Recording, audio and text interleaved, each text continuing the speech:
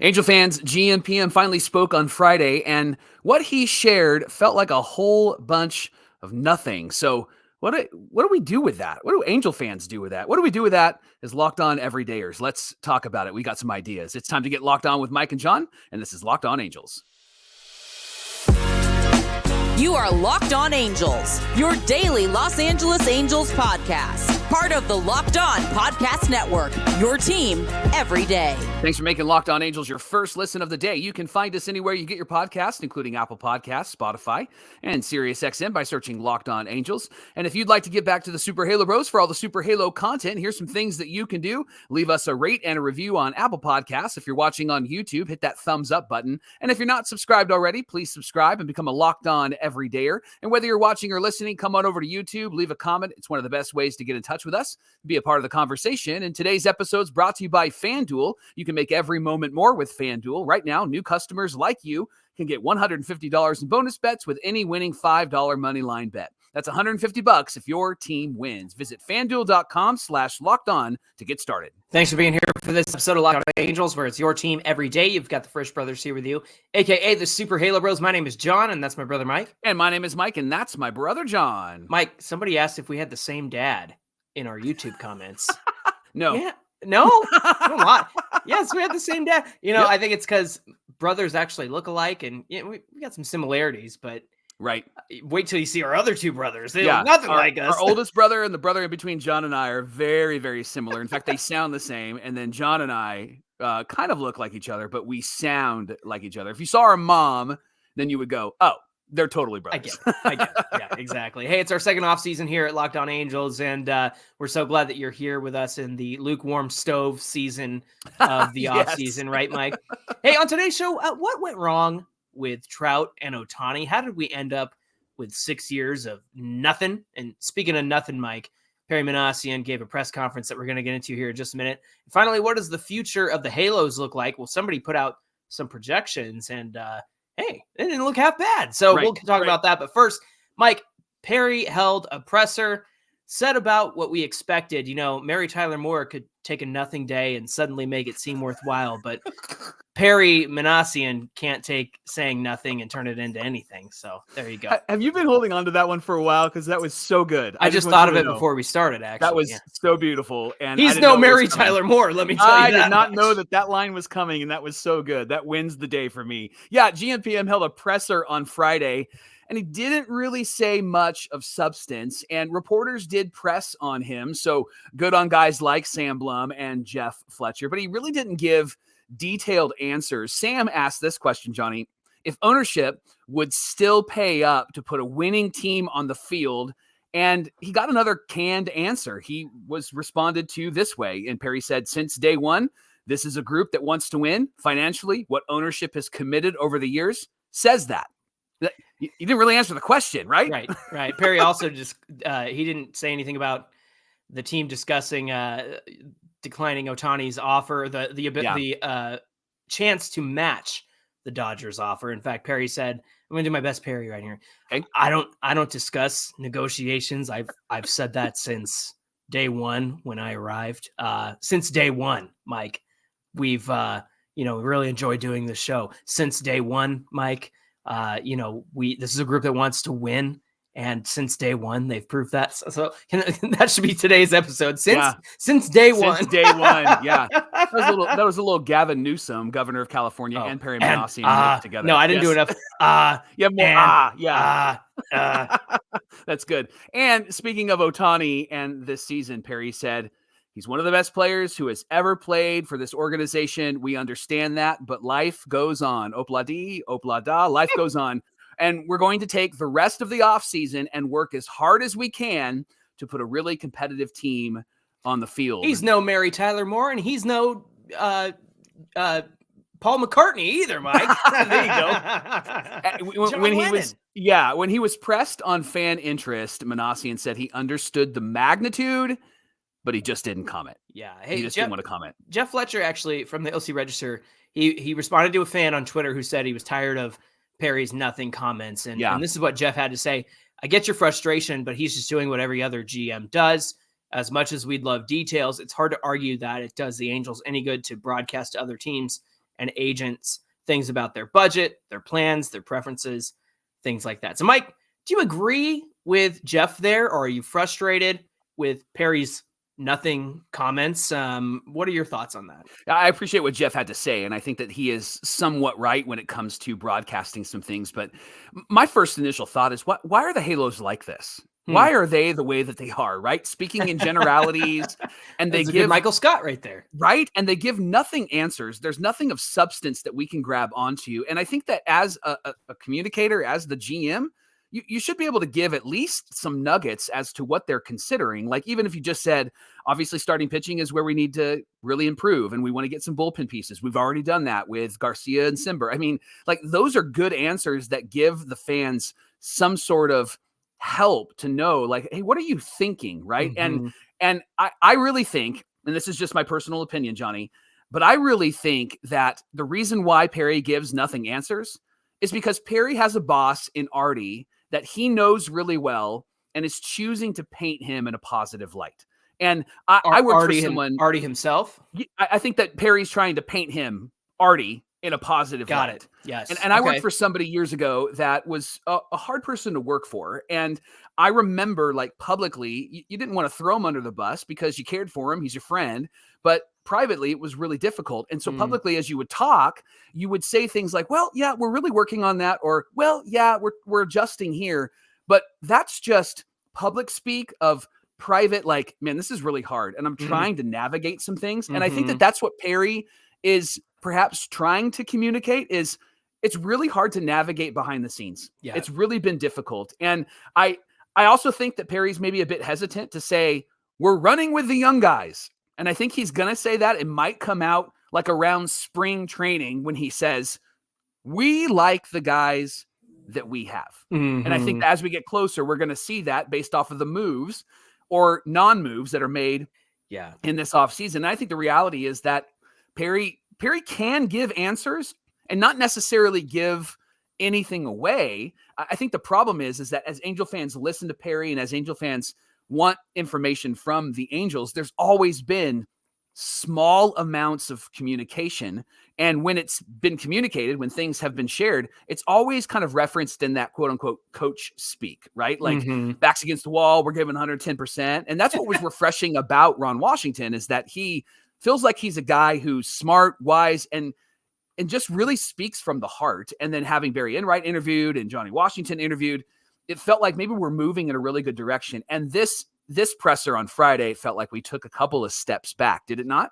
Yeah, I agree with that. And I got to thinking about what Jeff Fletcher had to say in terms of, like, I get your frustration, but he's doing what every other GM does. Yeah. And my first initial reaction was, well, can't they give us something? Like, can't they give us, right. You know, hey, we're looking to add, we're looking to do this or that. And then the more I think about it, Mike, yeah, they don't want to give things away. They don't want to put themselves in a position where agents and other teams can take advantage of them, because it's been done before, especially with, like, Scott Boras clients. Like, the Angels get pitted against other teams all the time, or whenever there's a mystery team, it seems like it's the Angels who are driving up the price for a free agent for that guy to land somewhere else.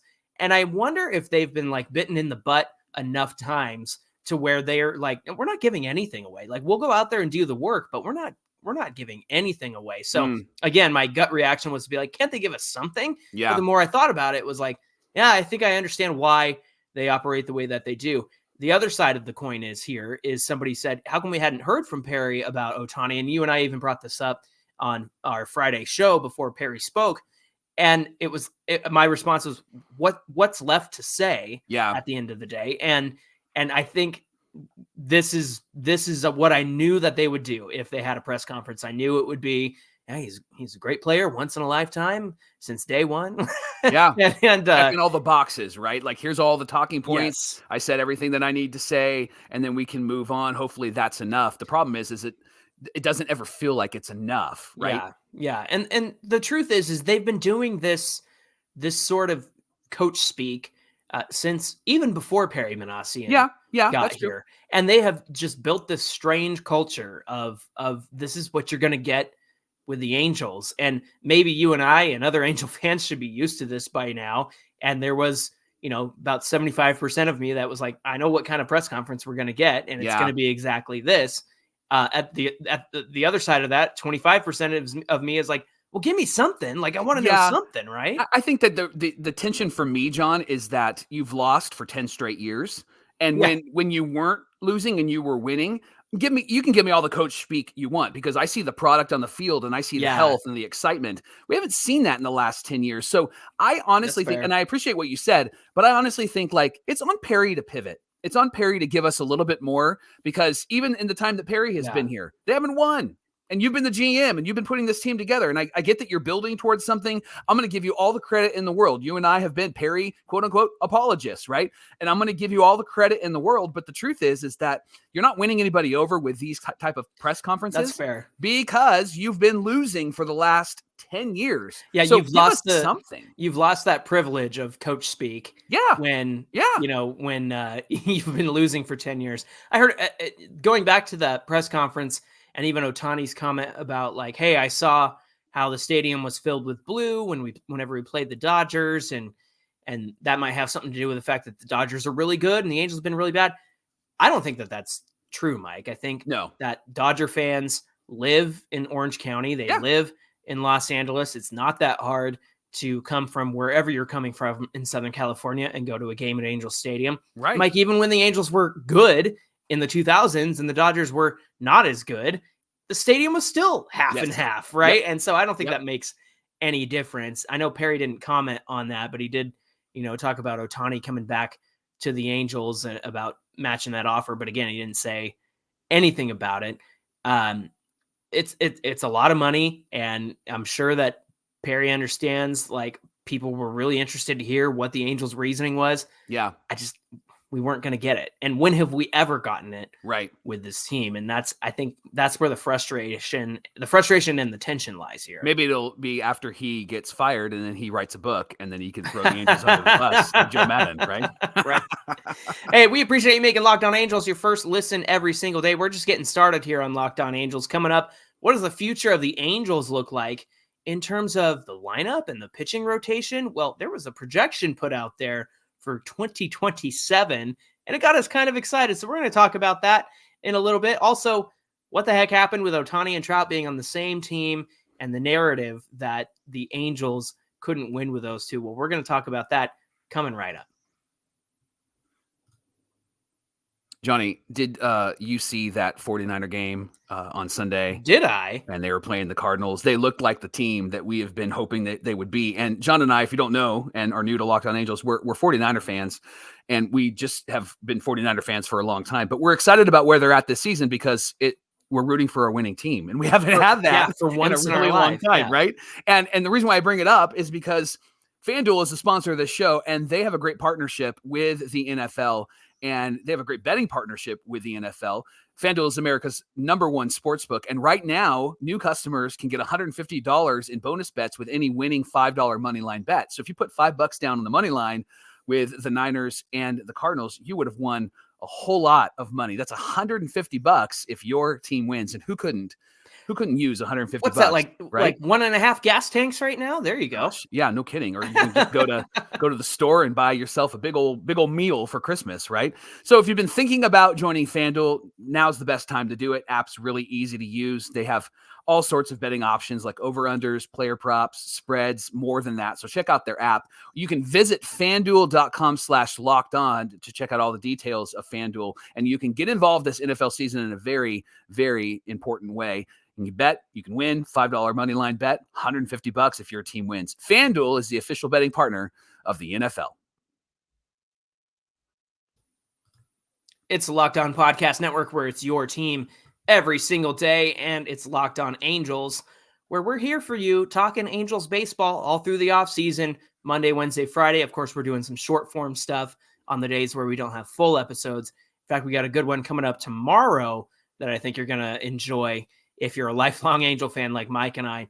But in case you're needing more sports fix taken care of, you can head on over to Locked On Sports Today, because they've launched the first ever 24/7 national sports streaming channel on YouTube. Head on over to Locked On Sports Today on YouTube. They are here for you 24/7, covering the top stories in sports from across every league, NHL, NFL, NBA, MLB, all of it. And of course, they have the local experts of Locked On, plus our national shows as well. So go to Locked On Sports Today on YouTube and subscribe to the first ever 24/7 sports streaming channel. Big question over the last 6 years has been, what went wrong with this team? How could they not win with Mike Trout and Shohei Ohtani on this team? And so we've talked about it. Angel fans have talked about it. Even baseball writers have talked about it that aren't even Angel fans. I don't know if any baseball writers are Angel fans, but they've talked about it. And there's lots of reasons. And some of the big reasons are front office, right? And they didn't put a winning team around these guys. And that will be explained in just a moment. But here's the most obvious reason, Johnny. Trout and Ohtani were in the lineup together just 46.6% of Angel games in the last 6 years.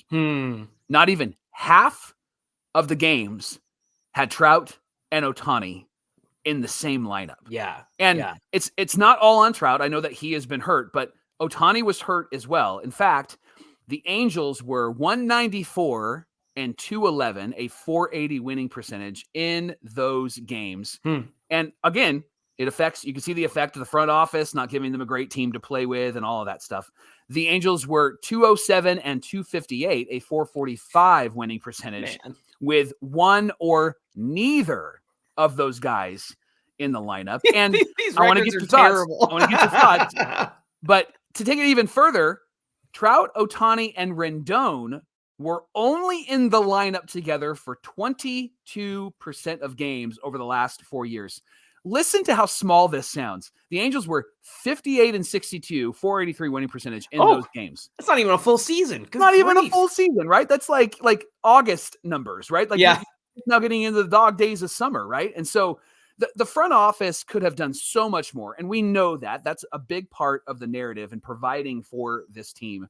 But the reality is that two of these guys, and all three of these guys specifically, but Trout and Ohtani, didn't even really play together that often. Sure. And so, Johnny, does this at all change the narrative, at least a bit, of people saying the Angels are wasting Trout and have wasted Shohei Ohtani?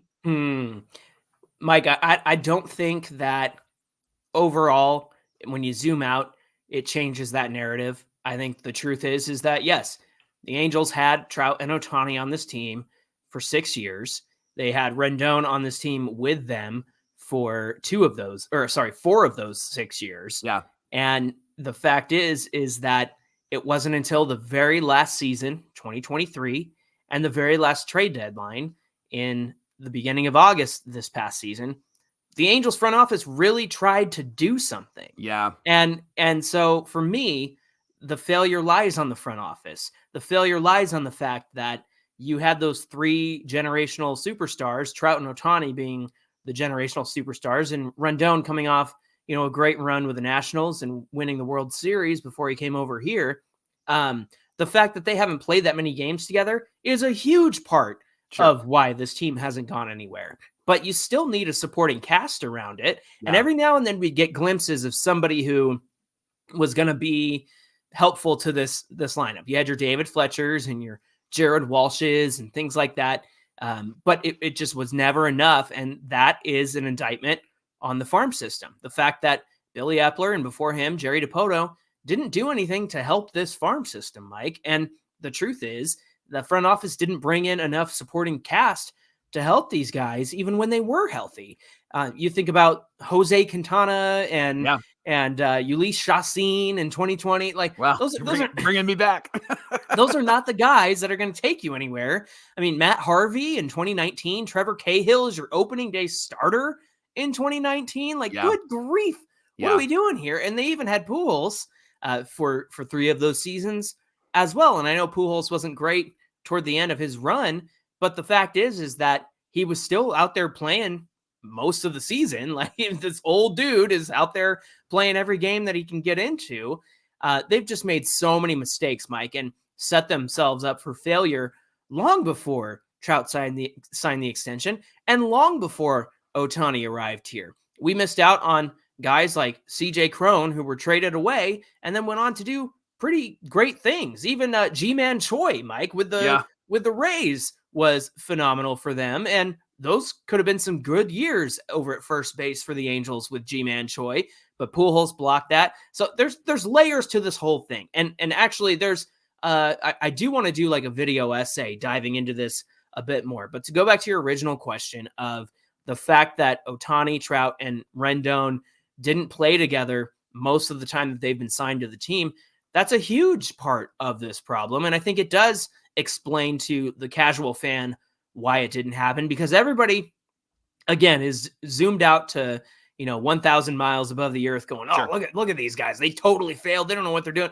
Well, but if you zoom in and realize that, yes, they played less than 50% of the time together, then it really isn't they couldn't get Trout and Ohtani to the playoffs. It's they couldn't get Trout, or they couldn't get Ohtani to the playoffs because they both weren't in the lineup at the same time. And the other factor there is Ohtani wasn't the unicorn for the first 3 years that he was here. And, he had at 2020 is kind of a wash anyway, but he had a terrible 2020 and he had a great 2019 as a DH only. And 2018, he was promising as a pitcher and had a really good season as a hitter, got the Rookie of the Year. But that's another factor of, yes, they played 48% of the time or 46% of the time together, but then divide that into 3 years of really good Ohtani, and it's even less of a percentage, right? Yeah. And not having Trout in the 3 years that Ohtani is really great, and then not having Ohtani, at least on the pitching side, in the 2-3 years that Trout was really great is a detriment to this team, because Trout was really good in 18, 19, and even in 2020. He said he had a down year, but in 2020, for that shortened season, he was good. Yeah. But Ohtani wasn't anywhere to be around in 2020, really, because he was really struggling. And then he was just a hitter, and he was an okay hitter in 2018 and 2019, right? But he wasn't the hitter that he was in 21 and 22. He was more of a hit for average guy. Back then, then, which is great because the Angels certainly need that. But then he started to really find the power and be able to hit for average like he did this year, 300 batting average and 44 home runs. Like, good grief, man. Right. And when you think about the future for this team, I think that you've really hit on some important issues outside of just injuries. Obviously, staying healthy is really important. But quite honestly, John, it's time that we stopped borrowing, old Hot Wheels and calling them new when it comes to players, right? Like, it's time that we go to the store and we buy them. We go on Amazon, we buy what we need instead of, or raise up what we need instead of going and getting like, well, he was good when he was with this team. Well, that was 6 years ago. Right. Yeah, but he was good, right? Like, Moneyball worked for the A's for a time, but the Angels play a weird version of Moneyball when they've tried to. It's Moneyball. It's not Moneyball, right? And so they play a weird version when you have Trevor Cahill and some of those guys on your team. And so when you think about the future, like, it's time to either go and get guys that are solid and good that are going to be here for a while, or develop the young guys. I like what Jeff Passan had to say about the Diamondbacks and the moves that they've made. They traded for Eugenio Suarez.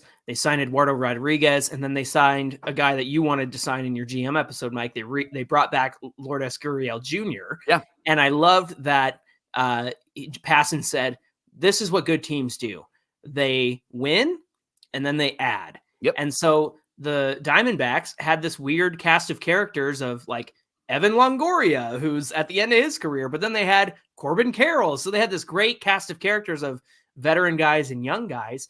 And they took the time this year to figure out what they had. And of course they had supporting pieces with like Ketel Marte and Gurriel Jr. But I really think that they did a good job of finding out what they had. And now they're saying, hey, here's what we are lacking. We need a starting pitcher. We need to bring back Gurriel because he was a great outfielder for us.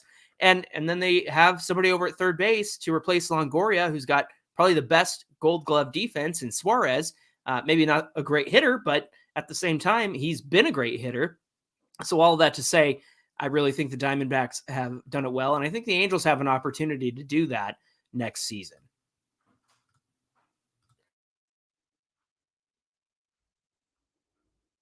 Johnny, as we think about like future and we think about the Angels' future, Baseball America projected the lineup for the Halos in 2027. This is the projection. So Catcher, Logan O'Hoppe. First base, Nolan Shonowell. Second base, Kyron Paris. Third base, Denzer Guzman. Shortstop, Zach Neto. Left field, Mike Trout. Center field, Nelson Rada. Right field, Joe Adele, and DH, Mickey Moniak. And then their starting rotation was Detmers, Silseth, Sandoval, Caden Dana, and Barrett Kent, with Sam Bachman as the closer. So couple of points in note, and then I want to get your quick thoughts on this. This assumes that the Angels are not going to sign a big-name free agent in the next couple of years, right? Because you look at this lineup, there's not a big-name free agent. It assumes that these guys are going to develop and they're going to be ready to go, especially Nelson Rada, who's young, had a great season in his first season in pro ball last year, but he's really, really young. And this also assumes that the Angels aren't going to trade from their core depth and try to make some moves at the trade deadline. So, Johnny, what is this projected lineup? What does it do for you? I would love to know. Well, first, the thing I would point out is you said it assumes they don't sign a free agent. And Mike, this lineup actually gets me excited just because it's homegrown talent. And if you think about 2027, that means you've had Logan O'Hoppe here for about 5 years, Shonowell for about 4, Zach Neto for about 4 or 5, right? And then Trout. I disagree with Trout being in left field and not Mickey Moniak. I think I would put Trout at DH and let the young guys patrol that fresh outfield. Legs. Yep. Yeah, Nelson Rada actually probably will play center field when the time comes for him, Mike. Yeah. He's speedy. He's got all the tools. They really like his bat-to-ball skills, and so they think if he can improve on that, that'll make him a better hitter. It's just going to take some, years of coaching and years of improvement and years of getting better. But the core fact that he's very good at making contact is kind of the building block that they're basing this off of. Caden Dana is interesting, Mike. Actually, where was his report here from? I'm trying to find it. Shoot. But basically, what I found interesting was the fact that he got some comps to Noah Syndergaard because a lot now MLB prospect says that that's just because he's got long hair and he's a tall dude like Syndergaard, but he is 6'4" and he's got a great curveball. So it's all a matter of working on the fastball, improving that, and then using that curveball for an out pitch. That's going to do very well for Caden Dana, especially with his height, especially with the fact that he's 6'4". That curveball is going to have a lot of drop to it. So this gets me excited because there's homegrown guys here. I don't know how I feel about Kyron Paris yet. I'd like to see more of that. It is interesting to me too, because Denzer Guzman is somebody that could stick at shortstop. Now, typically when you have a guy who's listed as a shortstop, they usually end up at second or third base. And if Paris is the second baseman in this scenario, I wonder if Guzman, being the third baseman here, I kind of wonder if Paris makes this lineup.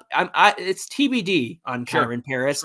So in that scenario, I would see Denzer Guzman being over at second base while Neto plays shortstop. But if somebody can come up and play third base and it's Denzer Guzman, I'm all about that. What does this do for you, especially with Sam Bachman closing out games? Yeah, I'm interested in that call because I know that Sam was a starter and there's been conversations about stretching him out, but I wonder if he will be in the bullpen this year and if they will prepare him to be maybe more of a significant player in the bullpen. John, what gets me really excited is seeing the ace of this staff, Reed Detmers. There you go. Right? And that gets me excited because a couple thoughts. I think Reed has a whole lot of potential that he hasn't found yet.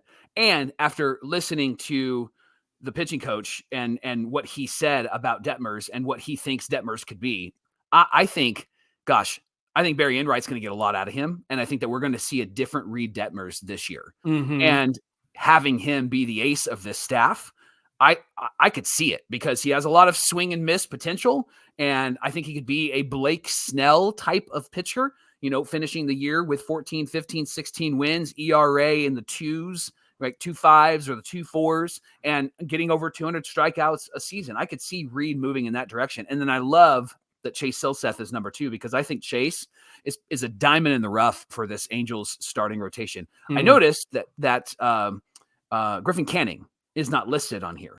And so I find that really interesting. Well, he'll be gone by 2026. He's got 2 more years of control. So that assumes they don't bring him back. Right. And so if they don't bring him back, then they have 2 young guys they can slot in there. But I don't think that the Angels necessarily get rid of him simply because he feels like he's an innings eater, right? And a perfect 4 or 5 in any rotation. Caden Dana, I'll go back to Caden Dana again. They got him out of high school, Mike. And I said this, I know he was an 11th round pick, I believe. Okay. And that kind of surprised people that he went so late. But the Angels really hit on Caden Dana, especially coming out of high school.